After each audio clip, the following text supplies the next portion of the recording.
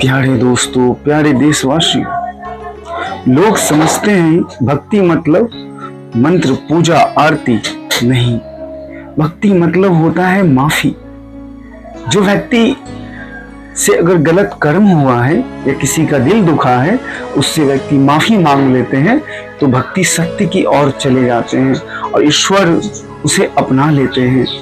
जो व्यक्ति को जीवन में कठिनाई या तकलीफ हो तो आप माफी मांग के जीना शुरू करिए और माफ करना सीखिए, क्योंकि जो व्यक्ति माफ करना सीखते हैं उसे ही संसार में ईश्वर पसंद करते हैं और हर एक व्यक्ति पसंद करता है।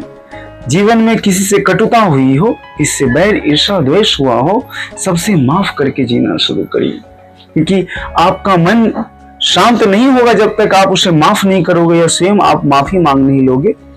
माफ करने वाला बड़ा होता है प्यारे, माफी मांगने वाला उससे भी बड़ा होता है।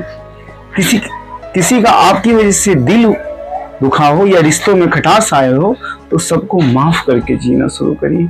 उसमें जो आनंद है संसार की वस्तु में नहीं है प्यारे।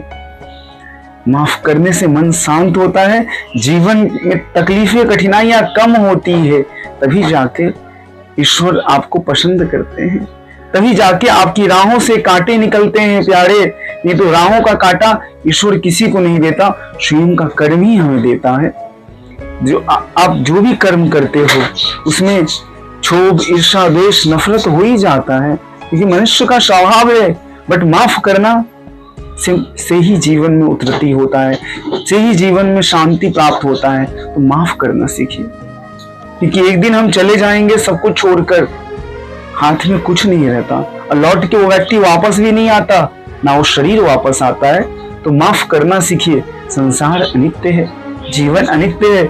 जो व्यक्ति माफ करते हैं वही सरल सहज हो सकते हैं, वही आत्मा की ज्ञान में तृप्ति प्राप्त कर सकते हैं, वही परमात्मा के प्रेम प्राप्त कर सकते हैं। ये भगवान कृष्ण कहते हैं, भगवान राम और शिव कहते हैं। कल्याण वस्तु शांतन भवतु। छोटी सी बातें हैं, शेयर करिए, सब्सक्राइब करिए। शुक्रिया।